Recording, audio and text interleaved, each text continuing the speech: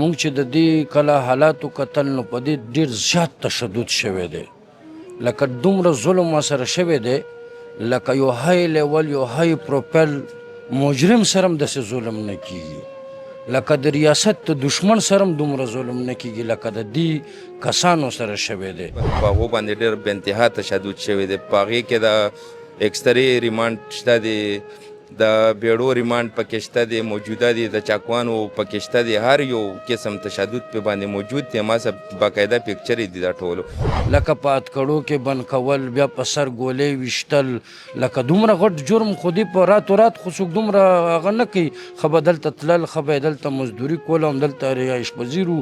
په دې باندې داسې تشدد شوی و چې د دې په لاسونو کې او په سینه کې د سیخانو یې منډلي و ګرم، د ګرمو اوبو هغې پې کړی و او داسې تشدد یې پې کړی و چې ما په دې ژوند کې چېرته داسې نه دي لیدلی. لکه د ده په بدن کې چې څومره اندامونه وو په هغې ټولو تشدد شوی دی، هر اندام یې د تشدد نه ډک و. اتکړی وراچول شوي دي او دغه خپې چې کومې دي لاسونه دا یې اتکړو خوړلي دي چې د هغې پکچر یې مونږ سره شته. अस्सलाम वालेकुम नाज़रीन, मैं हूं शहजाद दुरानी, आप देखें डेली मैदान। मैं इस वक्त सैफन में डंडिया कब्रिस्तान में मौजूद हूँ। मेरे सामने जो दो कब्रें हैं दो जिगरी दोस्तों की हैं। एक में अब्दुल्ला दफन है और एक में आरिफ। इन दो नौजवानों को चंद रोज़ कबल नामालूम अफराद ने बेईमाना तशद्दुद का निशाना बनाकर कत्ल किया है। हम इन मकतूलीन के घर जाएंगे, इनके वर्सा से बात करेंगे, ये सानहा कैसे रूनुमा हुआ, उनको इस बारे में कैसे इल्म हुआ और इसके पीछे क्या मुहरक़ात हो सकते हैं।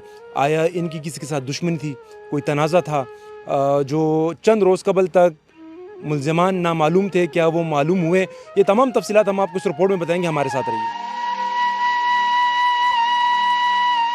जी नाज़रीन, मेरे साथ मकतूल अब्दुल्ला के वालिद हैं। अब्दुल्ला 6 बहनों का इकलौता भाई था, जिसे नामालूम अफराद बेदर्दी से उसके दोस्त के हमरा कत्ल करके फ़रार हो गए। मकतूल अब्दुल्ला के वालिद से बात करते हैं, उसकी उम्र कितनी थी और वो कितने रोज़ कबल घर से काम के लिए निकला और इनको इस सहाने का कैसे इल्म हुआ। मैं द बच्ची उम्र खो तकरीबन अवल खो नामा अब्दुल्ला नामे वा पोशे दा तकरीबन की दा उम्र ये दा से 21-20 साल वो जो दे दा सलूर 15 ورځې کار لتلی او پوه کار دیاړي به کوله په ورسېدلې او بیا بعد سلور 15 ورځې نه پس بیا موږ لا هېڅ قسم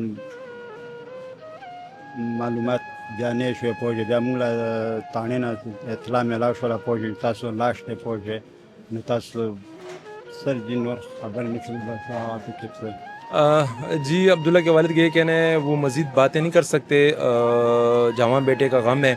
हम उनके जो करीबी अजीज़ हैं, उनके फूफा हैं, उनसे बात करते हैं अब्दुल्ला क्या काम करता था इसके अलावा या इससे पहले क्या काम करता था और ये साहना कैसे रूनुमा हुआ, ये तमाम तफसीलात इनसे जानते हैं। मुंतशावी दा आवाज़ यो यक यो रो रो दशपक पाइन दी दी दिन पहले बस कार कोलो दा तासो चा इतला दरका पुलिस चा वیلو چې دا عبدالله دی او تاسو ته اطلاع شي.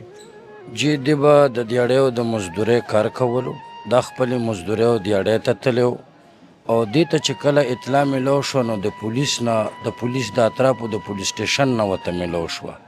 مونږ چې کله پولیس سټیشن ته لاړلو نو دا پراته وو، ډېر په ګډوډ حالات کې وو. بیا مونږ لاړلو پوسټمارټم ته، پوسټمارټم کې هلته پوسټمارټم وشو.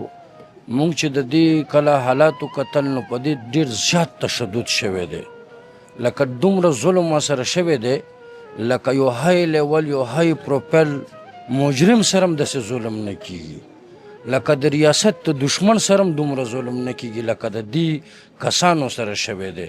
نو زمونږ په موجوده حالاتو کې انتظامیې ته دا درخواست هم دی او اپیل هم دی چې زر تر زره د مونږ ته مجرمان په ګوته شي. که مونږ ته په ګوته نه شو زمونږ مجرمان موجوده انتظامیه ده، زمونږ سوال په دې دی او مونږ به ګوته دې ته نیسو، ځکه چې د دې په حدودو کې شوی دی، د دې په علاقه کې شوی دی، لکه په اتکړو کې بند کول، بیا په سر ګولۍ ویشتل، لکه دومره غټ جرم خو دې په راتو رات خو څوک دومره هغه نه کوي، ښه به دلته تلل، ښه به یې دلته مزدوري کوله، همدلته رهایش پذیر وو. نو زمونږ ډي آی جي اپریشن ته دا مطالبه ده که زمونږ د مجرمان زر تر زر هغه نه شو نو د دې چې څومره خاندان دی، څومره وارثه دي، دا به د پریس کلب مخې ته احتجاج کوي او موږ به د موجوده انتظامیې خلاف کوو، د ایس ایچ او خلاف به کوو، د چوک انچارج خلاف به کوو او د دې ریاست خلاف هغه به کوو چې یاره زمونږ مجرمان مونږ ته لاس په لاس میلو شي. تاسو ویل چې دی باندې تشدد شوی دی. تشدد یوازې په عبدالله شوی که د بل ملګری د په هغه هم شوی و؟ په دواړو تشدد شوی دی او داسې تشدد شوی دی لکه چېرته کې مثال یو سړی غیر ملکي ایجنټ ونیسي یا مثال دا چا یا داسې وي چې یو نهایت ظلم یې ورسره کړي و د خپل ظلم بدله اخلي. نو دا خو یو ډېر د ګاونډ ته هم پته ده د رشته دارانو ته هم پته ده چې دی داسې په سرګرمو کې نو ملوث چې مثال دا کم کار د سره وشو یا دا کم واقع د سره وشوه نو دا خو هغه شوه ځکه چې دا خو د خویاندو او د مور او د پلار چې کم درد دی هغه خو د دې نه ختمیږي ځکه چې د مور او د پلار یو زوی و او د خویاندو یو ورور همدغه یې اسره وه نور اسره یې نشته دی. د دې عبدالله هیڅ قسم دشمني یا چا سره تل کلامی یا چا سره لانجه یا چا سره جګړه یا هیڅ قسم داسې واردات نه و چې یاره مثال د داسې تشدد یا د داسې چې په کم حالات کې دی شهید شوی دی په داسې کاروایۍ کې ورسره وشي. دا چې د کوم ملګری د سره ټارګټ شوی هغه د دوستانه یارانه سامره مو دی نه وه؟ دا د چند وختو نه وه خو دا دلته ګاونډیان دي لکه څنګه ګاونډ سره ګاونډی هم کیني هغه هم کیني د یو علاقې خلک وي دغه یو رشته یې ورسره وه او بل د یو وطن خلک خو هغه ځان له کوم لري او دا ځان له کوم لري. لکه دغه هلک د ډېر وخت نه دلته کې ناس پاس په دې حجرو کې کینو پاستو خو چې یو سړی مجرم وي که نه یا د چا هغه وي نو هغه داسې کوله کولم په پېښور کې نشي ګرځېدی. نو به زمونږ دغه مطالبه ده او بھرپور مطالبه هم ده مونږ ایس ایچ او باینیم ایس ایچ او او چوک انچارج چې کوم په موجوده حالت کې په ایف آی آر کې هغه دی زمونږ هغې ته دا مطالبه ده چې مونږ ته مجرمان زر تر زره راکړي یعنې زمونږ غوښته هم تاسو نه ده او زمونږ ټارګټ هم تاسو یې. دا راته عبدالله شپږ خویندو یک یوازې ورو ټولې ذمهداریان یې په هغه باندې په اوږه باندې وې والد صاحب ډېر کمزوری دی هغه مور بیبي د وخت کم درد نه تېرېږي لګیا دی کم کرب کې ده او هغه خویندو څه مطالبه ده څه هغه تاسو نه تپوس کوي خامخا هغه به دا وایي چې زما ورور څه داسې ظلم کړی و چې هغه څه دومره زیاتی شوی دی څه غلطي یې کړې وه څه تپوس کوي تاسو؟ لکه دا د مور او د پلار عقلوته بچی و او د خویندو هم عقلوته رور و هغه په دې مرګ هم دومره غنې دي خو په دې تشدد باندې ډېر زیات درمند دي او سوال اوچتوي چې یاره زمونږ د دې شهیدانو سره داسې تشدد ولې کېدو لکه تشدد څوک کوي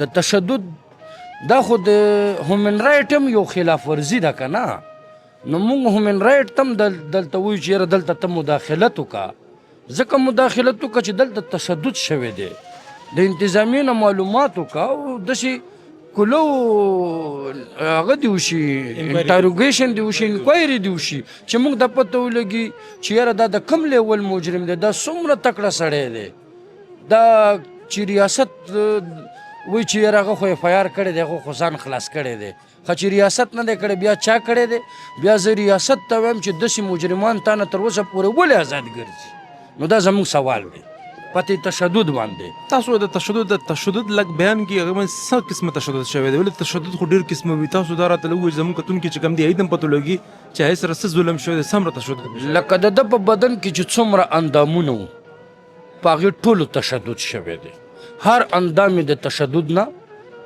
ډک و بله دا چې دې ته اتکړی وراچول شوي دي او دغه خپې چې کومې دي لاسونه دا یې اتکړو خوړلي دي چې د هغې پکچر یې مونږ سره شته نو مونږ دغه وایو چې یاره داسې تشدد دا چې د ریاست هم دشمن وي او د ملک دشمن عناصر هم نو د داسې تشدد لایق نه وي نو مونږ وایو چې ریاست نه دی کړی چلو د ریاست نه دی کړی چې ریاست نه دی کړی بیا د تشدد چې شوی دی نو زموږ سوال یا نشان په ریاست باندې دی چې تر اوسه پورې دومره خطرناک کیس دومره خطرناک تشدد او بیا مجرمان ګرځي او انتظامیه خاموشه ده نه دلته تسلي ورکړې ده نه د لاسه ورکړې ده نه بیا سره رابطه کړې ده. دا چې کوم د دې لاشونو برآمد شوي دا هماغه ځای چې چېرته دي کار کولو څوکیداري کوله دا د هغه ځای نه دي دا د هغه ځای نه تقریبا چند فاصلې لرې دي دا افریدي روډ باندې دا په یو خوړ کې پراته وو، موږ ورته افریدي ورته شګه وایي او تاسو علاقې خلک ورته خوړ وایي. لکه داسې پراته وو چې هېڅ هم ورسره نه وو، یو ګمند ورسره وه او یو خپله شناختي کارډونه ورسره وو. نو داسې ظلم و جبر چې کم شوی دی نو په هغې باندې د هغې تمام خاندان هم متاثره دی، تمام علاقه هم پې متاثره ده او ډیره دردناکه واقعه ده چې څوک یې بیانولی نشي. जी नाजरीन, उनका ये कहना है कि अब्दुल्ला चंद रोज़ कबल घर से मेहनत मजदूरी की घर से निकला था, जिसके बाद वो लापता हो गया, उसका कोई सुराग नहीं मिल सका और उसके कुछ दिन बाद उनके वालिद साहब को कॉल आई कि आपके बेटे की लाश पड़ी हुई है. जब ये वहाँ पे गए, इन्होंने अपने बेटे की लाश उठाई, उसको पोस्टमार्टम के लिए लेके गए, जिस दौरान ये इंकशाफ हुआ है कि उसको बदतरीन तशद्दुद का निशाना बनाया गया है और कई रोज़ तक उसको हथकड़ियाँ पहना कर और बेड़ियों से बांध कर कैद रखा गया. इनका हुकूमत से ये मुतालबा है कि इस वाक़े में जो अफराद मुलव्वस हैं उनको जल्द अज जल्द कैफ़रे किरदार तक पहुँचाया जाए और इनको वो वजूहात बताई जाएँ जिसकी वजह से अब्दुल्ला पे ये जुल्म किया गया. बसूरत दीगर इनके ये कहना है कि प्रेस क्लब के सामने भी एहतजाज करेंगे और जो रास्त इकदाम ये उठा सकते हैं अब्दुल्ला और अब्दुल्ला के अहले खाना और उसके दीगर जो रिश्तेदार हैं वो इकदाम उठाएंगे. मकतूल अब्दुल्ला के चचाजाद भाई मौजूद हैं, इनसे बात करते हैं कि इस बारे में इनका क्या कहना है. और जो अब्दुल्ला था, क्या उसके पास मोबाइल मिला है, नकदी मिली है, वो चीज़ें अगर नहीं मिली तो वो कौन लेके गया है, रजनी की वारदात थी, तमाम बातें इनसे बात जानते हैं कि इनका इस बारे में क्या कहना है. د عبدالله سره خو نه موبایل میلاو شوی دی موږ ته، یو شناختی کارت یې میلاو شوی دی، هېڅ هم ورسره نه دي په موقع موږ له میلاو شوي، صرف باډي راته میلاو شوی ده. عبدالله ټیک ټاک یوز کولو بعضې وخت کې موږ نن سبا دا ګورو چې کوم دا ټرینډ جوړ شوی دی په ټیک ټاک باندې یو بل سره دښمني چې هغه کېږي او دلته ستاسو چې کوم خپل دی هغه وایي چې هغه ډېر ښه هلک و، علاقه کې هم هغې ښه شهرت دی، ټول پرې خفه دي. نو داسې څه کیسه وه یا چا سره داسې تنازع شوې وه یا چا وله څه دمکي ورکړی وه، خبرو کې څوک وران شوي وي؟ نجی دا نن سبا خو بالکل ستا خبره ټیک تر چې ټیک ټاک زمانه ده، خو دا داسې ټیک ټاک هم نه دی کړی، نه هېڅ چا سره داسې جنګ جګړه. ما د کور کلي له یې پته ده دا د 9 اتو خویندو د یو ورور و او ده به خپله دیاړي کوله، صرف دیاړۍ ته به تلو واپس به بیا راتلو. داسې چې کوم دا دویم و دا عالم مو علم له ناسو پوه شوې، داسې څه هغه نشته دی پکې چې جنګ جګړې شور شراپه یې چا سره نشته دی. په هغو باندې ډېر بې انتها تشدد شوی دی. په هغې کې د اکسرې ریمانډ شته دی، د بیړو ریمانډ پکې شته دی، موجوده دی، د چاکوانو پکې شته دی، هر یو قسم تشدد پې باندې موجود دی. ما سره باقاعده پکچرې دي دا ټولو. بعضې وخت یو چې داسې واقعات هم زموږ وړاندې ته راځي چې یو هلک وي هغه چا سره لانجه نه وي، خو هغې یار دوست بل سړي سره لانجه وي، دښمني وي. دا خو دا څه کیدی شي چې د بل ملګري د چا سره څه تنازع وي یا داسې څه لانجه وي یا څه دمکیانې وله ورکړي یا دښمني وي چا سره؟ نه جی دا خو ظاهره نه لانجه شته دی، نه داسې یار دوست هغه شته باز شوی دی. په دې باندې خو موږ مطمئن یو چې دا به خپلې دیاړۍ ته تلو سهار، بیا به راتلو. په دې اوس وخت کې د ده چې کومې دیاړۍ ته تلو هلته د چوکیداره هم نیولې وه، نو دا موږ له دا پته نه وه چې یاره دا چېرته به چا غوا کړي پوه شو. موږ له دا پته وه چې یاره دا دیاړۍ ته ځي خو هلته چوکیدار پاتې کېږي پوه شوې. نو موږ له 5مه ورځ باندې بیا پته ولګېده چې یاره هلته ډېډ باډي پرته تاسو راشي دا اوچته کړي. जी नाजरीन, जैसा कि आपने सुना उनके जो चचाजाद भाई हैं, उनके कज़न हैं, उनका ये कहना है अब्दुल्ला के किसी के साथ कोई तनाज़ा नहीं था, ना उसका किसी के साथ कोई लेन देन का मामला चल रहा था, ना उसको किसी ने धमकियाँ दी हैं. अब्दुल्ला मेहनत मजदूरी के अलावा दीन का इल्म हासिल कर रहा था और इस वाक़े से चंद रोज़ कबल वो अपनी जो मज़दूरी की जगह है वहीं पे गया था. वहाँ पे वो मेहनत मज़दूरी के अलावा जो ज़ेर तामीर घर था वहाँ पे चौकीदारी भी करता था और इनके यही ख्याल था कि चूँकि वो अक्सर वहाँ पे रुकता है, क़याम करता है, तो ये अपनी फ़राइज़ निभा रहा है और वहाँ पे ड्यूटी कर रहा है.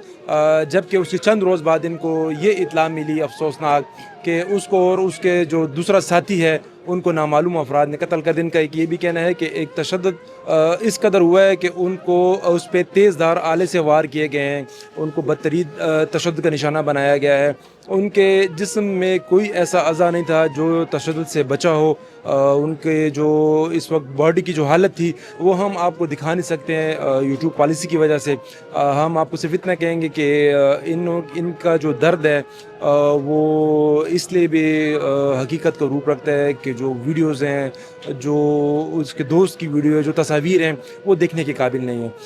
हम दूसरे मकतूल के घर भी जाएंगे, उनसे बात करेंगे कि उनका इस वाक़े के बारे में क्या कहना है। हमारे साथ रहिए। जी, मेरे साथ मकतूल आरिफ के भाई मौजूद हैं, इनसे बात करते हैं। आरिफ कितने रोज़ कबल घर से निकला था, किस काम के लिए निकला था और इनको कैसे इल्म हुआ है इस सानहे का। खपल नुम हुआ है और दा हुआ है चे आरिफ तासुनो मशरो कशरो और आगे बस का रोज़गार कोलो। ज़मानुम बिलाल दे आरिफ دریم नंबर کې و د هغې نه دوه وروریان مشران نور وو.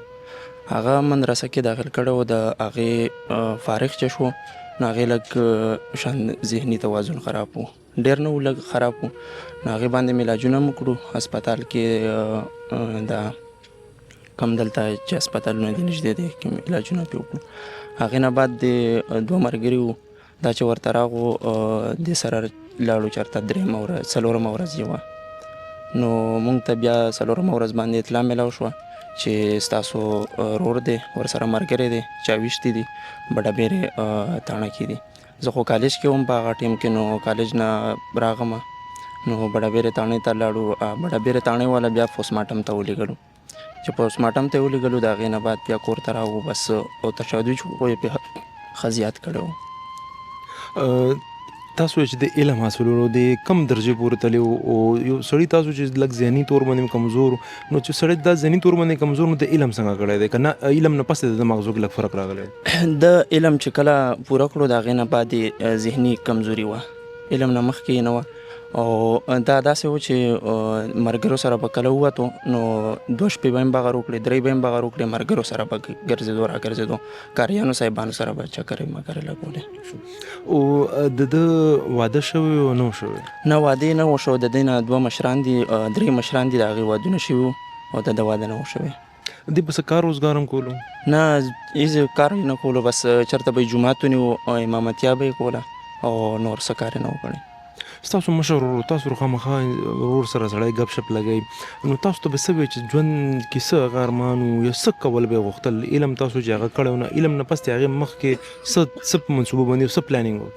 نو د هغې هېڅ منصوبه بندي نه وه، بس خالص به یې ویل چې زه خپل ځان ته مدرسه جوړه کړم، خپل ځان ته جومات جوړ کړم او د هغې په مطابق زه مخکې دا دین خلکو ته خور کړم. نور د هغې هېڅ نور څه هغه نه وه. عبدالله چې کوم ورسا دي هغې سره مونږ هغې کور ته تللي وو، هغې سره مونږ خبرې وکړې، هغې وایي چې عبدالله باندې ډېر سخت تشدد شوی، نو دې باندې هم تشدد شوی و که نه به تاسې لږ وال ټکول شوي وو؟ عبدالله باندې هم تشدد شوی و، دې باندې هم شوی و. دې باندې خو ما په خپله ولیدو او عبدالله باندې ما نه دی لیدلی، خواخوا مونږ اوس درېیمه ورځ باندې په دې باندې داسې تشدد شوی و چې د دې په لاسونو کې او په سینه کې د سیخانو یې منډلي و ګرم، د ګرمو اوبو هغې پې کړی و او داسې تشدد یې پې کړی و چې ما په دې ژوند کې چېرته داسې نه دی لیدلی، انتهایي زیات. ستاسو ورور د ده څه چا سره څه لین دین تنازع یا څه تلخ کلامي یا چا څه دمکیانې وله ورکړی وې؟ نه، داسې هېڅ مسله نه زمونږ څه مسله چا سره شته، نه زمونږ روریانو چا مسله چا سره شته دی. مونږ صفا ژوند کړی دی او داسې څه مسله نشته. عارف مور بیبي یا والد صاحب هغې حیات دي، نو هغې څه وایي دې باره کې؟ پلار خو دا 6 کال دی چې وفات شوی دی، هغې به ګلکاري کوله جومات کې، جومات نه راپرېوتی هغه وفات شوی و. او مور مې بس څه ووایي نو انسان باندې سختي هر څنګه راځي. دا چې تاسو چې 4-5 ورځې دا کور نه بېدرکه شوی او پته نه لګېده، تاسو پولیس سره رابطه کړې، درخواست هم ورکړی و؟ نه، پولیس ته هم رابطه نه وه کړې او نور دې چې کوم ملګري وو هغې سره هم رابطه کړې وه او معلومات هم پسې شروع کړي وو، خو داسې څه معلومات راته نه وو شوي چې دا دلته دي. تاسو اوس پولیس نه څه مطالبه کوئ؟ مونږ د حکومت نه او د پولیسو نه دا مطالبه کوو چې د دې کم خلکو دا کار کړی دی هغه دې گرفتار کړي شي او مونږ ته د انصاف میلو شي او د دې انصاف مونږ غواړو. بس زمونږ نور څه وس نه کېږي، حکومت به زمونږ له انصاف راکوي.